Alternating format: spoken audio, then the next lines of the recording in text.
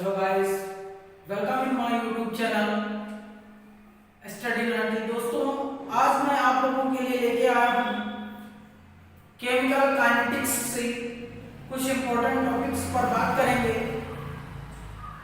जो स्टार्टिंग में हमारे पास जो केमिकल काइनेटिक्स होती है, लगता है सब कुछ फिजिकल जो केमिस्ट्री है बहुत ही डिफिकल्ट है, तो उसी फिजिकल केमिस्ट्री अब डिफिकल्ट नहीं रहेगी। अब आइए जुड़िए और देखते रहिए कि कैसे हम स्टेप बाय स्टेप करके इस जो कठिन टॉपिक होता है उसको इजी कैसे कर देते हैं। देखिए, हमारे पास जो चैप्टर है वो है केमिकल काइनेटिक्स यानी रासायनिक प्रगति। तो हम इसमें कुछ इंपॉर्टेंट टॉपिक मैंने नोट कर रखा है कि क्या क्या पढ़ना है, उनको मैं बताता हूँ। देखिए, पहले हम इसमें इंट्रोडक्शन हम पढ़ेंगे, जानेंगे कि रासायनिक प्रगति क्या है। फिर उसके बाद हम रेट ऑफ रिएक्शन पढ़ेंगे। फिर factors affecting rate of reaction यानी रेट ऑफ रिएक्शन में जो फैक्टर होंगे, जो इफेक्ट करने वाले जो फैक्टर हैं वो क्या है, रिएक्शन। फिर law of rate of reaction यानी रेट कांस्टेंट को पढ़ेंगे। फिर ऑर्डर ऑफ रिएक्शन, फिर molecularity of reaction, molecularity of reaction पढ़ेंगे। फिर मैकेनिज्म ऑफ रिएक्शन और फिर जो आपके पास इस टाइप से हम कई कॉन्सेप्ट को इसमें क्लियर करेंगे। तो इसमें एक एक टॉपिक को क्लियर करेंगे। पहला हमारा है इंट्रोडक्शन। आइए हम जानते हैं कि ये रासायनिक प्रगति क्या है। तो इस पर हम बात करेंगे कि रासायनिक प्रगति होती क्या है। देखिए, जैसा आप जानते हैं कि केमिकल काइनेटिक्स, यहाँ पर केमिकल का मतलब आपको मालूम है कि कोई भी कंपाउंड आपस में रिएक्ट कर लेते हैं तो उसको हम केमिकली रिएक्शन कहते हैं, केमिकल रिएक्शन कहते हैं।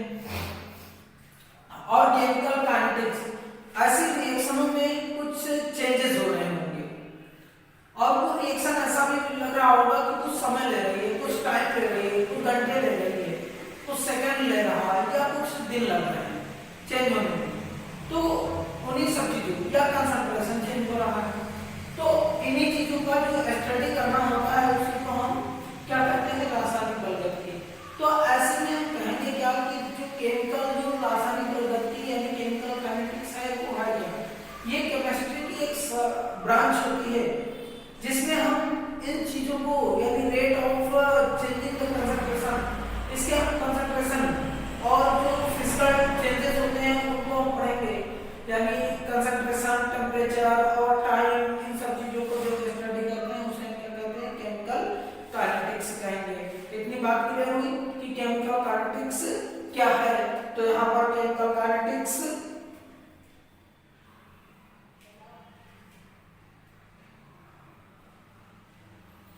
यानी chemical kinetics is the branch of the science.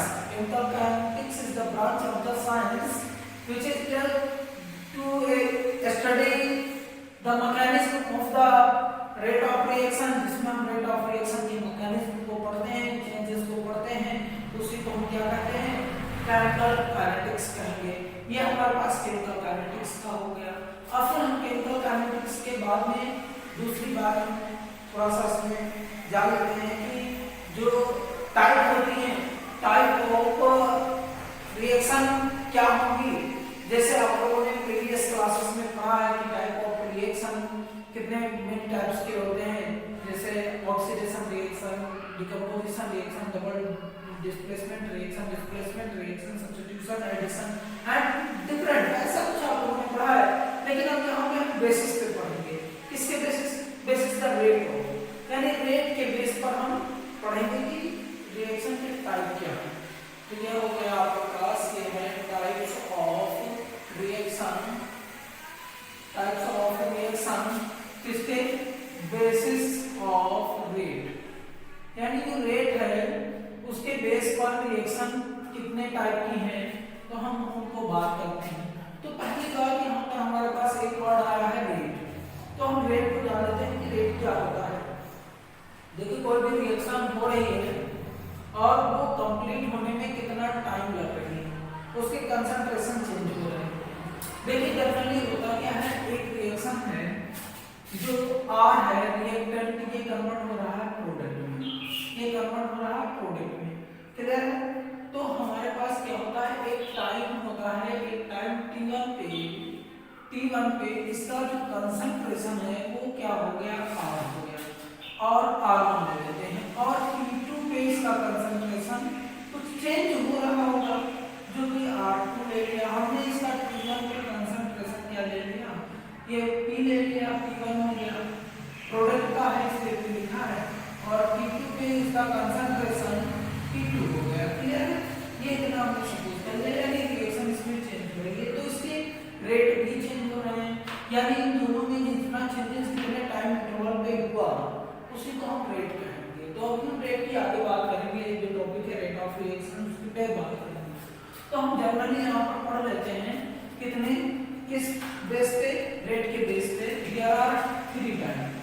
तो जनरली हम बात कर रहे हैं कितने टाइप्स की है, 3 टाइप्स। तो फर्स्ट जो हमारा है वो क्या है उसको देखिए। पहला है जो हमारे पास होता है very fast reaction, very fast reaction. इसी को हम इंस्टेंटेनियस रिएक्शन भी कहते हैं। उसमें क्या होता है, बहुत तत्क्षणिक समय में जो रिएक्शन कंप्लीट होती है, बहुत कम समय लगता है जिन्हें कंप्लीट होने में। देखिए जैसे आपने पढ़ा होगा कि आयनिक रिएक्शन जो होती है, आयनिक रिएक्शन को कंप्लीट होने में बहुत कम टाइम लगता है। ऐसे देखिए जैसे ये हमारे पास हो गया Na, ये NaCl है, ये कन्वर्ट हो गया इसमें Na प्लस Cl माइनस में कन्वर्ट हुआ।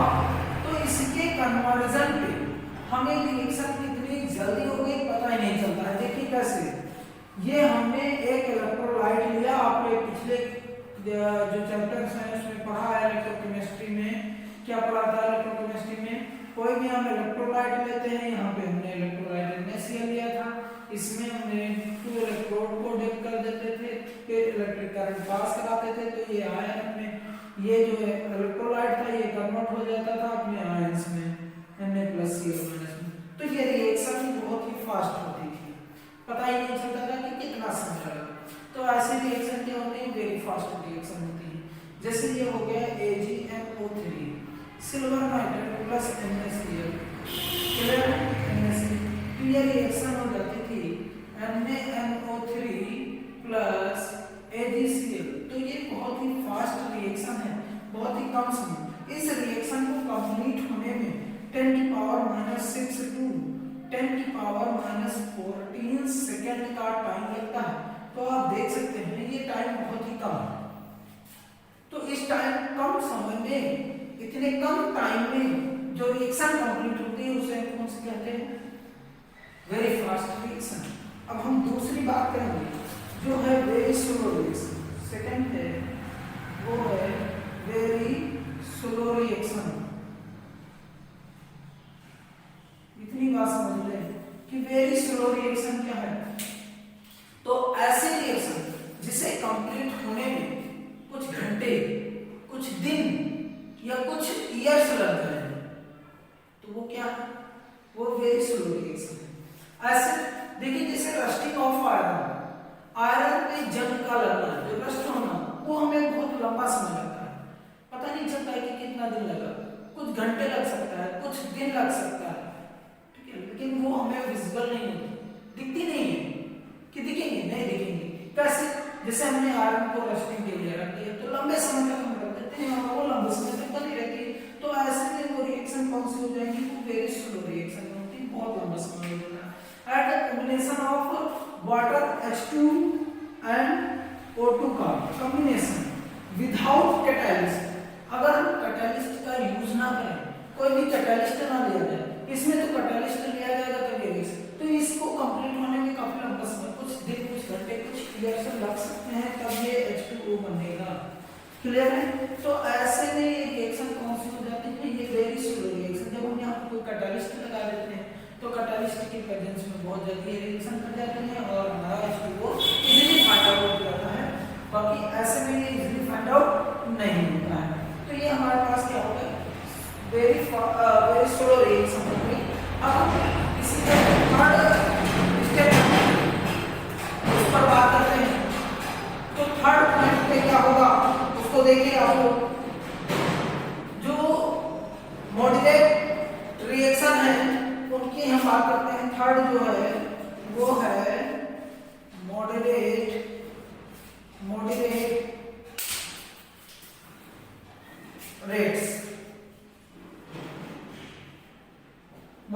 रेट्स यानी रिएक्शन विद मॉडरेट रेट्स, जो मॉडरेट रेट्स पे उनकी बात की गई। क्लियर है? तो यहाँ पर अब हम देखते हैं कि मॉडरेट रेट्स पे क्या होगी।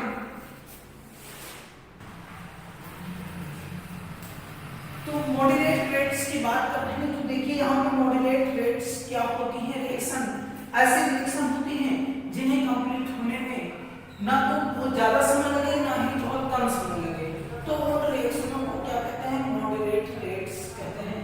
ऐसे देखिए ये रिएक्शन ऑफ मॉडरेट रेट्स होती हैं, ऐसे रिएक्शन है जिनका मॉडरेट रेट्स होता है, यानी ऐसे रिएक्शन जिन्हें कंप्लीट होने में ना ज्यादा समय लगे ना ही बहुत कम समय लगे, तो ऐसे रिएक्शनों को हम क्या कहेंगे? रिएक्शन मॉडरेट्स कहते हैं।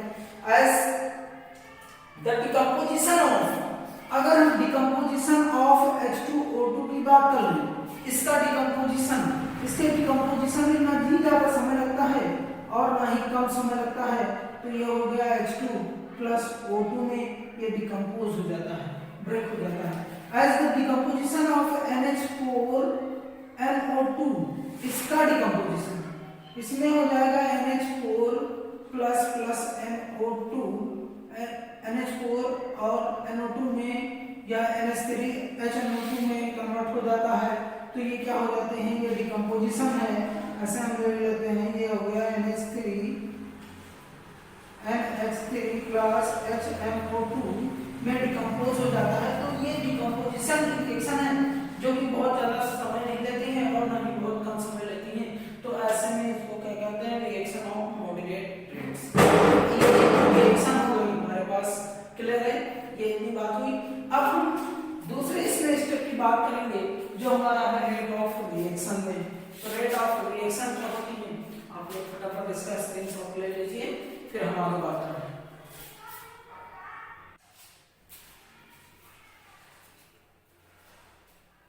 रेट ऑफ रिएक्शन की बात कर रहे हैं कि रेट ऑफ रिएक्शन क्या होता है। देखिए रेट ऑफ रिएक्शन का मतलब होता है, हिंदी वर्ड मीनिंग अगर हम समझें तो ये अभिक्रिया की दर होती है, ये उसके वेग को डिफाइन करेगी कि वेग इसका क्या होगा। तो इस बात के लिए ये बात जानना जरूरी है कि ये होता क्या है। देखिए कोई भी एक रिएक्शन होती है, जैसे हमने अभी लिखे थे R is changed product, R और यानी रिएक्टेंट और प्रोडक्ट की रिएक्शन है, तो रिएक्टेंट का कंसंट्रेशन प्रोडक्ट के कंसंट्रेशन में चेंज हो जाता है, तो उसी की रेट की हम बात करेंगे यहाँ पर क्या होगा। तो यहाँ पर हम डिफाइन कर लेते हैं कि रेट ऑफ रिएक्शन होती क्या है। तो rate of reaction is the change of the any product, change the concentration of any product और any reactant per unit time में जो उसके चेंज होता है रेट ऑफ रिएक्शन और रेट ऑफ प्रोडक्ट में जो चेंजेस आते हैं उसी को हम क्या कहते हैं? रेट ऑफ रिएक्शन कहते हैं। इस बात को हमारे पास यहाँ जानना बहुत ही जरूरी है। देखिए यहाँ पे क्या होता है, अगर हम बात करें तो ये है द रेट ऑफ रिएक्शन, यहाँ पर बात की गई है रेट ऑफ रिएक्शन क्या होता है।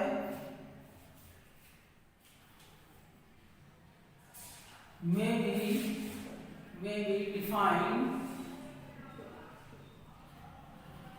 as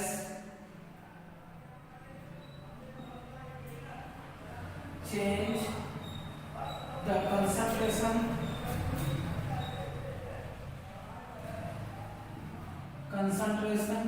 of any reactant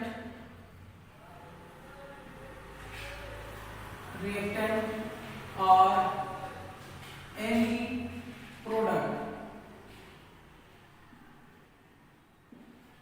as per unit time। पर यूनिट टाइम में जो उसके कंसंट्रेशन में चेंजेस होते हैं उसी की बात की गई है यहाँ पर कि क्या होगा कंसंट्रेशन। तो हम रेट ऑफ रिएक्शन की अगर हम बात कर रहे हैं, ये होगा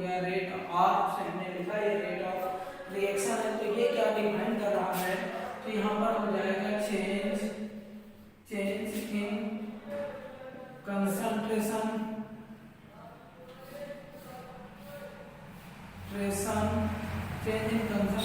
ऑफ रिएक्टेंट और प्रोडक्ट अपॉन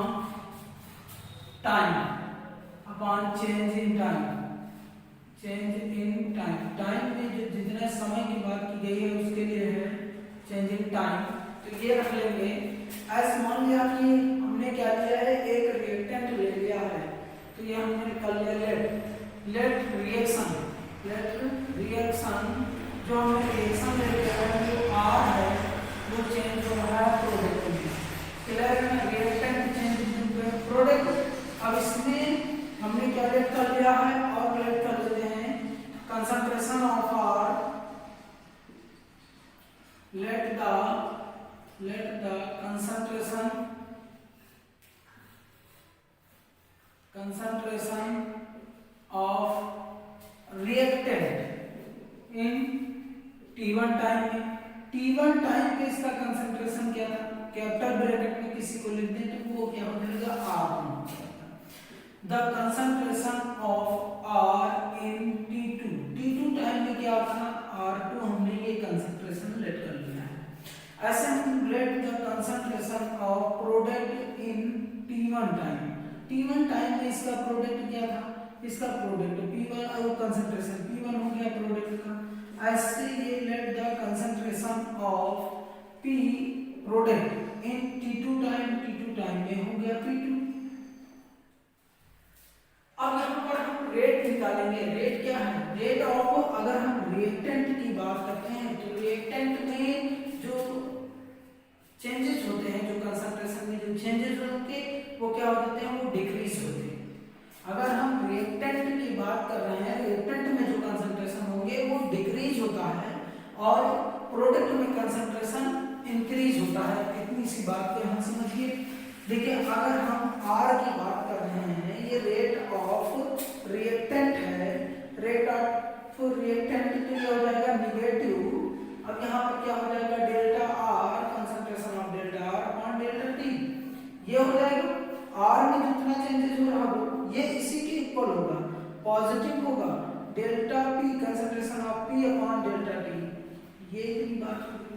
क्लियर है, इसको आप नोट कर लीजिए, फिर आगे की बात कर रहे हैं।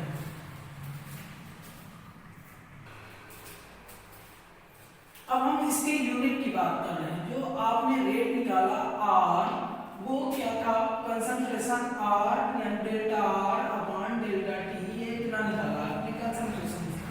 तो अब हम इसी की बात करेंगे कि इसकी यूनिट क्या होगी। अगर हम यूनिट ऑफ रेट के यूनिट की बात करें तो क्या होगी, रेट यूनिट ऑफ रेट की यूनिट। देखिए, ये है R है कंसंट्रेशन। हम थोड़ी सी बात यहाँ पे कर लेते हैं। R होता है कंसंट्रेशन क्या होता है, N अपॉन V होता है। तो N क्या है, मोल, इसकी यूनिट हमने लिख लिया मोल है, मोल हो गई। और वॉल्यूम की यूनिट क्या होती है, लीटर, तो पर लीटर हो गया। तो ऊपर हमने क्या रखा, यहाँ पर हो गया मोल पर लीटर अपॉन क्या हुआ, टाइम का क्या यूनिट होगी, सेकंड होगी, तो हमने सेकंड रख लिया। तो इसमें क्या हो गया, मोल पर लीटर पर सेकंड, ये आपके पास इसकी यूनिट आ जाएगी। क्लियर है, ये इसकी यूनिट हमारे पास निकल के आ गई। अब हम इसके बाद अगले हम बात करते हैं एवरेज, जो हमारी एवरेज रेट ऑफ रिएक्शन है वो क्या होगी, तो उसकी हम बात यहाँ पे करेंगे कि एवरेज रेट ऑफ रिएक्शन क्या होगी।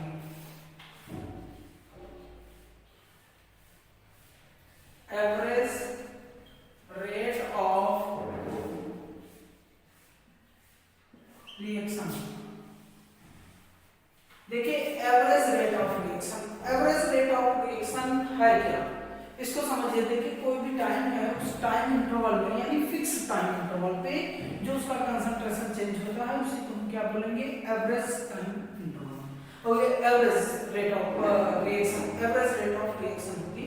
तो उसी को हम यहाँ पर बात करेंगे कि change the concentration of any reactant और प्रोडक्ट इन टाइम इंटरवल। जो टाइम इंटरवल, एक फिक्स टाइम इंटरवल में जो चेंजेस होगा उसी को हम क्या कहेंगे, रेट ऑफ रिएक्शन कहेंगे।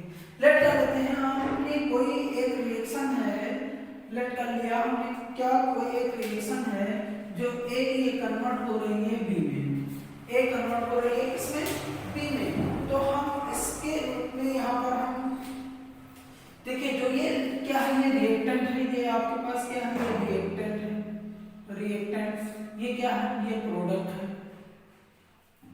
प्रोडक्ट्स।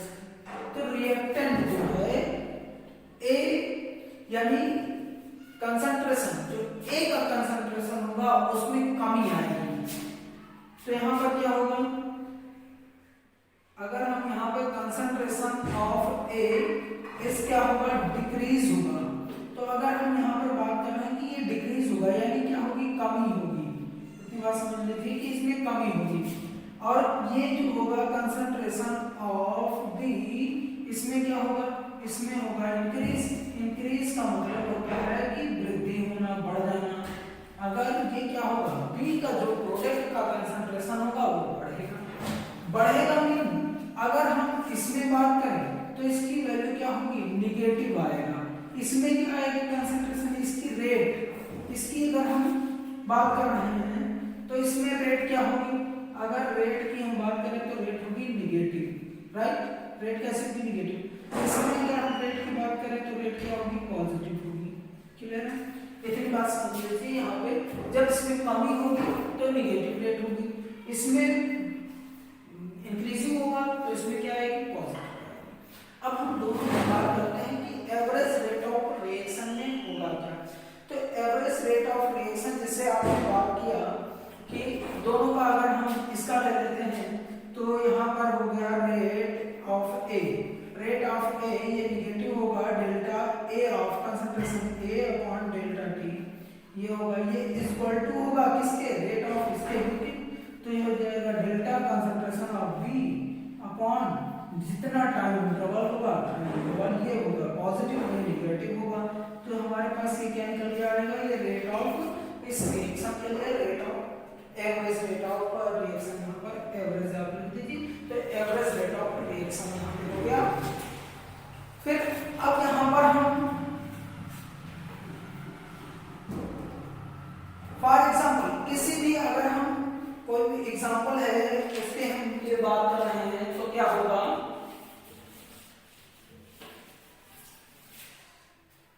ठीक है, सपोज दैट हमारे पास एक एग्जाम्पल है PCl5, PCl5 ये कन्वर्ट हो रहा है PCl3 प्लस Cl2 में, क्लियर है, तो ऐसे में हम इस रिएक्शन के लिए रेट ऑफ रिएक्शन बात करेंगे, तो इसमें देखिए एक ही रिएक्टेंट है, जो ये रिएक्टेंट है वो एक है और ये क्या है, ये है प्रोडक्ट है, तो प्रोडक्ट्स आपके पास क्या है, 2 है, एक ये है एक ये, तो इसका कंसंट्रेशन दूसरा होगा, इसका कंसंट्रेशन दूसरा होगा, तो इसका रेट दूसरा, इसके लिए सबके लिए रेट अलग अलग होगा।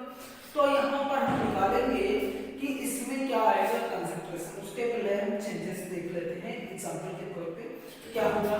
तो अगर हम इसके लिए रेट की बात कर रहे हैं तो क्या आ जाएगा, रेट आ जाएगा, ये रिएक्टेंट है तो नेगेटिव हो जाएगा, concentration of PCl5 phosphorus pentachloride होगा अपॉन डेल्टा टी टाइम लगा, ये इसके इक्वल होगा किसके, कंसंट्रेशन ऑफ PCl3, इसके कंसंट्रेशन डेल्टा ये पॉजिटिव है तो वही रहेगा डेल्टा टी, ये इसी के इक्वल होगा इसके Cl2 के concentration of Cl2 upon delta T, ये इतना इक्वल होगा, तो ये टॉप रिएक्शन निकल के आएगी। किसी भी एग्जांपल के लिए अगर होगा तो हम इस टाइप से उसको रख लेंगे, आ जाएगा, चाहे एक प्रोडक्ट हो या कई प्रोडक्ट हो तभी हम उनके लिए यही करेंगे, क्लियर।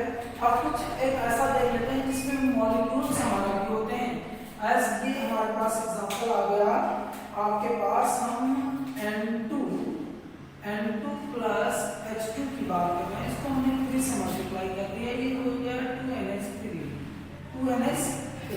तो अब यहाँ पे हम कंसंट्रेशन की बात करते हैं कि इसके कंसंट्रेशन, इसकी रेट ऑफ रिएक्शन या कंसंट्रेशन क्या होगी, तो इसके लिए रेट ऑफ रिएक्शन की बात करते हैं।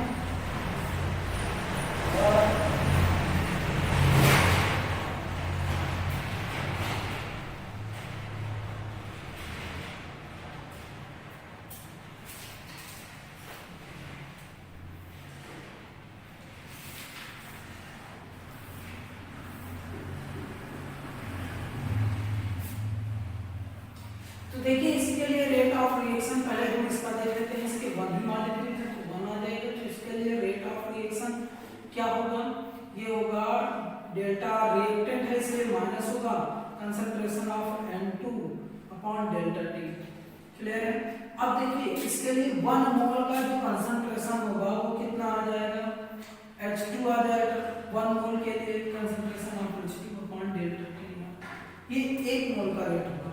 अब ये पूरे 3 मोल्स के लिए है, हम क्या निकाला है, ये 3 मोल्स के या 3 मोल्स बन रहे हैं तो इसके लिए H2 होगा, तो इसके लिए -1/3 से हम मल्टीप्लाई कर देंगे। 1/3 से क्यों, क्योंकि पूरे इसके प्रिपरेशन में H2 का हम लेंगे तो यहाँ पर 3 मोल है, हमें 1 मोल का चाहिए तो हम 3 से डिवाइड कर देंगे तो 1 मोल का निकल के आ जाएगा। क्लियर है। ऐसे ये होगा, ये प्रोडक्ट का आ गया तो 1/2 ये कंसंट्रेशन ऑफ NH3 ये दिया जाएगा अपॉन डेल्टा T, ये हो जाएगा रेट ऑफ रिएक्शन। क्लियर है। इस रिएक्शन के लिए कोई भी रिएक्शन हो हमारी तो हम उसके लिए क्या निकालेंगे, कैसे आएगा, इसकी बात की गई है यहाँ पर। फिर अब हम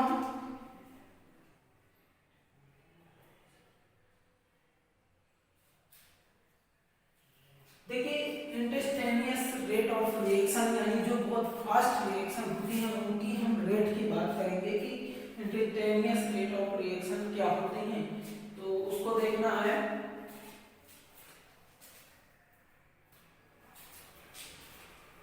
अब देखिए इंस्टेंटेनियस रेट ऑफ रिएक्शन जैसा रेट की डेफिनेशन है सेम वही डेफिनेशन होगी, बस इसमें ये बताना है कि ये पर्टिकुलर टाइम के लिए है।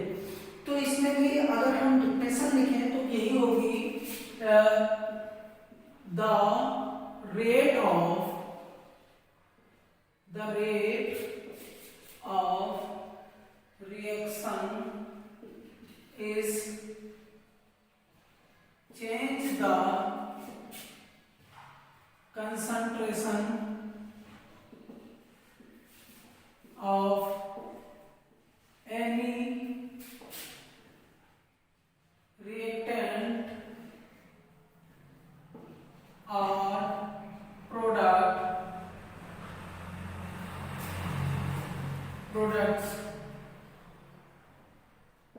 in a particular टाइम, किसी एक पर्टिकुलर टाइम के लिए जो कंसंट्रेशन में जो चेंजेस होगा उसकी बात की गई है, तो उसको हम क्या कहेंगे, इंस्टेंटेनियस रेट ऑफ रिएक्शन कहेंगे। अगर हम इंस्टेंटेनियस रेट ऑफ रिएक्शन की बात कर रहे हैं तो वो क्या होगा, इसको ऐसे लिखेंगे इंस्टेंटेनियस रेट ऑफ रिएक्शन। तो यहाँ पर क्या होगा, यहाँ पर होगा एवरेज रेट ऑफ रिएक्शन, जो ये होगा एवरेज रेट ऑफ रिएक्शन और जो टाइम होगा वो 10 to 0 के लिए, यानी 0 के नियर बहुत ही कम टाइम के लिए बात की गई है, तो यहाँ पर हमने इसको रख लिया। अब कोई भी हमारे पास रिएक्शन थी उसकी रेट ऑफ रिएक्शन, जिससे हमारे पास रिएक्शन यही थी ए और ये कन्वर्जन टू बी था, ए बी में रिएक्टेंट प्रोडक्ट बी में कन्वर्ट हो रहा था, तो अब यहाँ पर क्या हो रहा था, यानी जो इंस्टेंटेनियस रेट है उसके लिए हम निकालेंगे इंस्टेंटेनियस रेट। वो क्या आएगी, वो देखिए यहाँ पर ये आएगा कि जो आपने रिएक्टेंट के लिए निकाला था -a कंसंट्रेशन ऑफ ए हो गया अपॉन क्या हुआ डेल्टा टी हो गया, और इस पर हमारा जो क्या लगेगा, जो हमारा टाइम होगा वो 10 to 0 के लिए होगा। ये इक्वल किसके होगा, उसी के लिए बी के लिए होगा, यानी delta B concentration of B upon time, तो इस पर भी टाइम 10 to 0। क्लियर है, ये बात हुई। अब फिर हम इस पर ये टाइम को अप्लाई करेंगे, तो अप्लाई करने पर ये आपके पास आ जाएगा minus D concentration of A, D concentration of A upon time T. ये हम डेल्टा टी रख लेंगे, डेल्टा टी हो गया, ऐसी बात कर लेंगे, dt रख लेंगे। किसी के भी कंसंट्रेशन की बात की गई है, ये आप डेल्टा हटा सकते हैं, यहाँ पर हो जाएगा del p upon del t, ये आ जाएगा, ये हमारे पास इंस्टेंटेनियस रेट आ गई, ये हमने निकाल लिया है इंस्टेंटेनियस रेट। क्लियर है, तो ये हमारे पास बात आ गई। अब देखिए सपोज कीजिए कोई हमारे पास ऐसे रिएक्शन है जो मॉलिक्यूलरिटी रिएक्शन है। मॉलिक्यूलरिटी रिएक्शन में हम बात करते हैं, देखिए कैसे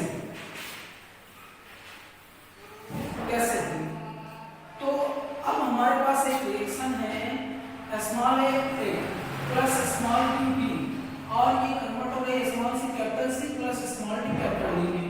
क्लियर है? ये मॉलिक्यूलरिटी के फॉर्म में A के मॉलिक्यूल्स A हैं, B के मॉलिक्यूल्स B हैं और C के मॉलिक्यूल्स C हैं, D के मॉलिक्यूल्स D। तब हम यहाँ पर निकालते हैं इसके लिए कंसंट्रेशन और सारी चीजें निकालेंगे। तो देखिए यहाँ पर अगर हम रेट ऑफ इंस्टेंटेनियस रेट अगर हम निकाल रहे हैं तो क्या होगी?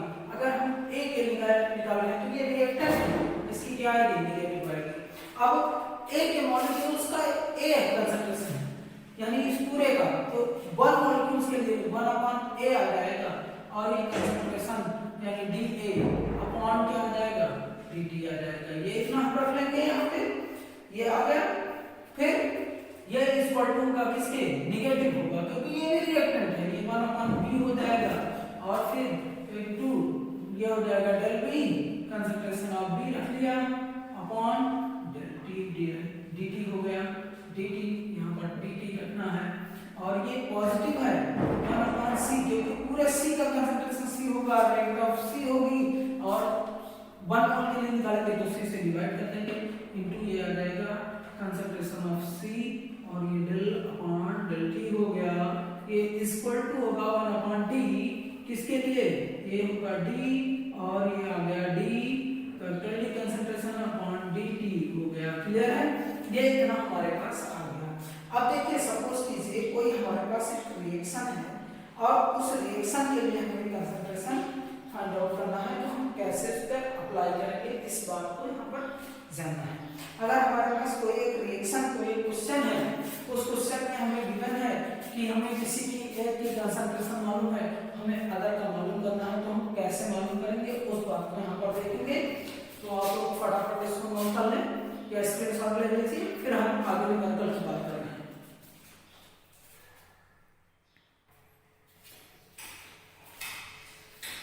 देखिए ये आपके पास एक क्वेश्चन है, इसमें फॉर द रिएक्शन, ये रिएक्शन है, इस रिएक्शन के लिए rate of the formation of NO NO के फॉर्मेशन के लिए देखिए ये आपका रिएक्टेंट है, ये डिस्प्लेस होता है और इधर वाला ये बनता है, ये टूटता है, ये बनेगा। तो इसके बनने के जो भी रेट ऑफ रिएक्शन देंगे ये गिवन है। Calculate the displacement of the NH3 की डिस्प्लेसन में कितना रेट होगा उसको बताना है और फॉर्मेशन ऑफ H2 फिर से बनता है। तो यहाँ पर आप ये जानते हैं कि रेट ऑफ किसी का भी रेट ऑफ रिएक्शन निकालेंगे तो रेट ऑफ रिएक्शन इसके 4 NH3 तो माइनस 1/4 सीधा सीधा लिख लेते हैं, क्या हो जाएगा? ये हो जाएगा कंसंट्रेशन ऑफ किसके NH3 अपॉन टाइम रख लिया। क्लियर है? ये इतना टाइम हो गया और ये किसके इक्वल है? ये 1/4 किसके concentration of NO upon time जितना भी इसके इक्वल। ये रिएक्टेंट है तो इसका नेगेटिव, ये प्रोडक्ट है तो इसका पॉजिटिव रख लेते हैं। तो देखिए यहाँ पर 1/4 से कैंसिल हो जाएगा, तो यहाँ पे अगर हम डेल्टा रख लेते हैं तो डेल्टा ये हो गया concentration of NH3 upon the time. ये इसका हमें मालूम है रेट ऑफ कंसंट्रेशन कितना है, ये क्या है 3.6 × 10⁻³ और ये क्या है मोल पर लीटर पर सेकंड, ये इसका हमारे पास आ गया। यानी rate of the dispersion of NH3 के डिस्पर्शन की रेट भी यही हो जाएगी। क्लियर है? अब हम फॉर्मेशन ऑफ किसका निकालेंगे? H2O के फॉर्मेशन का, तो वो भी यही हो जाएगा, इसी के इक्वल हो जाएगा। 6H2O है तो यहाँ पर क्या निकालोगे? यहाँ पर rate of 1/6 concentration change of H2O upon क्या हो जाएगा? अपॉन डेल्टा T हो गया, ये इक्वल टू आ जाएगा किसके इसी का चेंज हो जाएगा, change of concentration of NH3 यानी यहाँ पर हो जाएगा कितना प्लस का 1/4 हम किसके रख रहे हैं? NO के, change of concentration of NO upon delta T हो गया। तो यहाँ पर रख लेते हैं 1/6 इसका हमें निकालना है change of concentration of NO upon delta T, और ये इक्वल टू कितना 1/4 इनटू इसके प्लेस पर क्या हो जाएगा, इसके प्लेस पर हो जाएगा, यहाँ पर देखिए ये हमारे पास वैल्यूज क्या है, इसको हम यहाँ पर रख सकते हैं 3.6 × 10⁻³ हो गया, अपॉन में क्या आ जाएगा, इसको हम अपॉन में रख सकते हैं, क्या रखेंगे अपॉन में कुछ नहीं रखना है, ये वैल्यू आ गई तो इसको आप कैंसिल कर सकते हैं, ये 2 आ जाएगा, ये कितना आ जाएगा 3 आ जाएगा, 3 ऊपर चला जाएगा मल्टीप्लाई हो जाएगा और 2 से डिवाइड कर सकते हैं, 2 × 2 2 3 4 2 × 2 हो गया, 1 कैरी घर 1 तो 2 8 × 16 ये इतना आ गया। तो अब इधर देख लीजिए आप इसको, ये आप निकालेंगे डेल्टा और change of concentration of H2O upon delta T हो गया, ये इक्वल टू 3 इधर मल्टीप्लाई हो गया तो ये आ गया 3 × 1.8 × 10⁻³ तो ये आ गया change of concentration of H2O upon delta T, तो ये इक्वल टू इसको मल्टीप्लाई कर लेंगे, ये आ गया 5.4 × 10⁻³ यूनिट मोल पर लीटर पर सेकेंड, इसको हम ये लिख लेंगे, ये यूनिट आ गई। तो हमारे H2O के फॉर्मेशन की जो रेट आई वो ये होगी। इन सब इस तरीके से हम इस चैप्टर को स्टेप बाय स्टेप करते चलेंगे, ये हमारा रेट ऑफ रिएक्शन का क्लियर हुआ। उम्मीद करता हूँ कि आप लोगों को हमारा ये वीडियो बहुत ही पसंद आया होगा, अगर पसंद आया तो लाइक शेयर और सब्सक्राइब करिए हमारे चैनल को, जिससे हमारे आने वाले हर वीडियो की नोटिफिकेशन आपको मिल सके।